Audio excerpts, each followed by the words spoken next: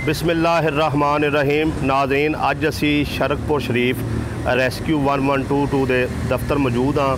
ये अदारा 2014 चौधरी परवेज़ अलाई की कावश के नाल बनया सी और मुल्क भर के अंदर जोड़ा ये काम कर रहा है। इस तरीके दे नाल ज़िला शेखूपुरे के अंदर भी इन्हां दा बड़ा अच्छा काम है। असी DG रेस्क्यू डॉक्टर रजवान नसीर साहब और DO रेस्क्यू शेखूपुरा राणा एजाज साहब के शुक्रगुजार हाँ कि वो बड़ा अच्छा काम कर रहे हैं और बड़े अच्छे तरीके दे नाल ज़िले में भी वेख्या जा रहा है और पंजाब भर में भी वेख्या जा रहा है। अज कुछ मसाइल ने रेस्क्यू 1122 के दफ्तर जोड़ा शरकपुर शरीफ चौक बरकत अली बन स्टाप के उत्ते जोड़ा बनया है वो आवाम के सामने रखे जाएंगे और सियासतदान और हुकाम बाला के सामने रखे जाएंगे। सब तो पहले ये दसना चाहांगा कि ये दफ्तर जोड़ा इनू बनया, इस बिल्डिंग में बनया तकरीबन 4 साल हो गए ने और तुसी वेख सकते हो पीछे कि ये वास्ते खसूसी फंड जोड़ा है वो मियाँ मुहम्मद शहबाज शरीफ ने दिता सी और इसका इफ्तिताह जोड़ा है वो MPA चौधरी अली असगर मंडा जोड़ा उन्होंने किया सी। तो ये 4 साल दफ्तर बनने के बावजूद हाली तक जोड़ा है ये दफ्तर ऑपरेशनल नहीं हो चुकिया। इत्थे हाली तक बकायदा मुकम्मल स्टाफ नहीं आया। एक एंबूलेंस है जी पहले हस्पताल में मिली सी और बाद वज़ीर आला पंजाब शहबाज शरीफ ने जोड़ा जितने हस्पतालों के अंदर एंबूलेंसा सन वो रेस्क्यू 1122 के जोड़े दफातर सन उन्होंने दे दित्तियां सन और जोड़ा ये रेस्क्यू इस तरीके नाल एक एंबूलेंस इत्थे मौजूद है और टोटल 9 अफराद ने स्टाफ के जोड़े इत्थे ड्यूटी कर रहे हैं और बड़ी अच्छी ड्यूटी कर रहे हैं। तकरीबन हर महीने एरिए के अंदर 100 जोड़ा हादसात वाक़यात उत्थे पहुँचते हैं और बर वक्त तिब्बी इमदाद दे के हॉस्पिटल या लाहौर जिथे भी मरीज़ नूं मुंतकल करना हो फौरी तौर पर किया जाता है। बड़ा अच्छा काम करते हैं और इस मौके पर मैं ये दसना चाहांगा कि रेस्क्यू 1122 का जोड़ा एहलकार है वो बनने वास्ते बकायदा एक कोर्स रखा है और बकायदा तरबियत होंदी है 1.5-2 साल की मेहनत तो बाद जिसले ट्रेनिंग पूरी हो जाती है तो उस वे एहलकार जोड़ा भर्ती होंदा है और इन्होंने जिथे जिथे भी पहुँचना होंदा है उनके अंदर कोई भी हादसा हो जाए यानी बिलफर्ज अल्लाह ना करे किसी को करंट लग गया या किसी का रोड एक्सीडेंट हो गया तो फौरी तौर पर उन्होंने रेस्क्यू करके तिब्बी इमदाद दे के नज़दीकी जोड़ा हस्पताल है उत्थे मुंतकल करते हैं। और मैं समझना कि पाकिस्तान अगर कोई अदारा सब तो बेहतरीन काम कर रहा है, सब तो अच्छा काम कर रहा है तो वो रेस्क्यू का अदारा है। जोड़े बेलौस काम करते हैं यकीन मनो कि जोड़ा बंदा हादसे का शिकार हो जाता है उनके कोल उहदी वालदा वालद भैन भाई उतनी जल्दी नहीं पहुँचते हैं जितनी जल्दी रेस्क्यू अहलकार जोड़ा पहुँच जाते हैं।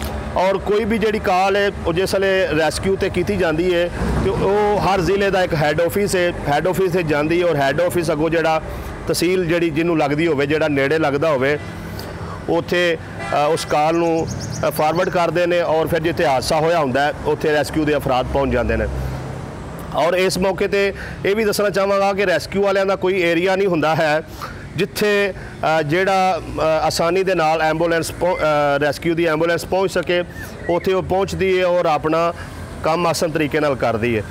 और जिन्ना दोस्तों को मैं मिलिया रेस्क्यू वालियां सारे खुश नज़र आए, मुतमईन नज़र आए इस गल ते कि उन्होंने अल्लाह तबारक व तआला ने चुनिया कि वो अल्लाह की मखलूक की खिदमत करते हैं और लोगों की जान बचाते हैं और उन्होंने मरम पट्टी करके फौरी तिब्बी इमदाद दे के हॉस्पिटल मुंतकल करते हैं और वो इस खिदमत खलक के अमल के उत्ते अल्लाह तबारक व तआला दा शुक्रिया अदा करते हुए नज़र आए।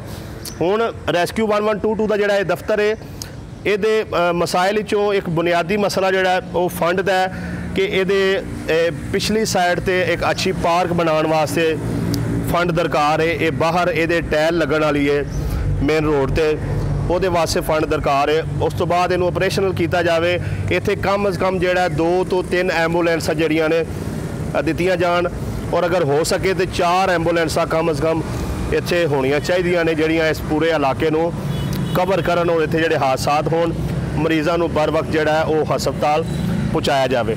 ये नाल एक कम अज़ कम एक गड्डी जी फायर रेस्क्यू की होनी चाहिए है। खुदा ना खास्ता अगर एरिए किसी जगह पर अग लग जाए कि अग बुझाउण वास्ते भी उत्थे अमला पहुँच जाए। और इत्थे भी दसना चाहांगा कि इत्थे जिहड़े 9 अफराद ने स्टाफ के 24 घंटे काम कर रहे हैं। 3 अफराद बर वक्त इत्थे मौजूद होंदे ने, 8-8 घंटे ड्यूटी होंदी है और 24 घंटे किसी भी वक्त अगर हादसा पेश आ जाए रेस्क्यू 1122 ते कॉल करो।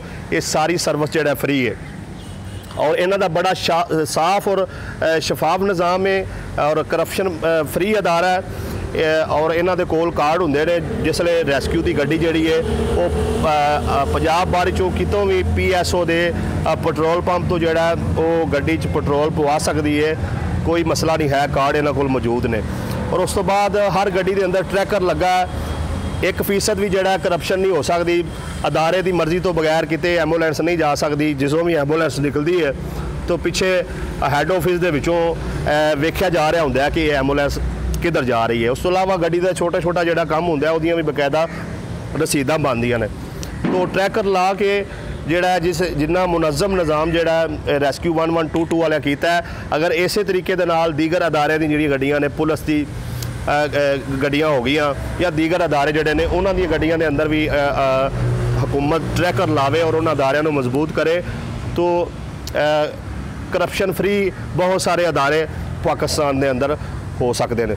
तो लिहाजा इस मौके के उत्ते मैं वज़ीर आला पंजाब सरदार उस्मान बुज़दार और उस तो अलावा MNA राणा तनवीर हुसैन, MPA मियाँ जलील अहमद शरकपुरी और जिन्हों ने पहले फंड जारी करवाया और इसका इफ्तिताह किया हाजी अली असगर मंडा साहब, उन्होंने सारे अगे अपील करांगा कि ये फलाही अदारा है, ये इंसानियत की खिदमत है जिन्नी हो सके। अल्लाह ना करे कि किसी का अजीज़ रिश्तेदार हादसात का शिकार होवे, लेकिन जिसले कोई शिकार हो जाता है तो उसकी दौलत, उसका रिज़्क, उसका तलक कोई चीज़ काम नहीं आता।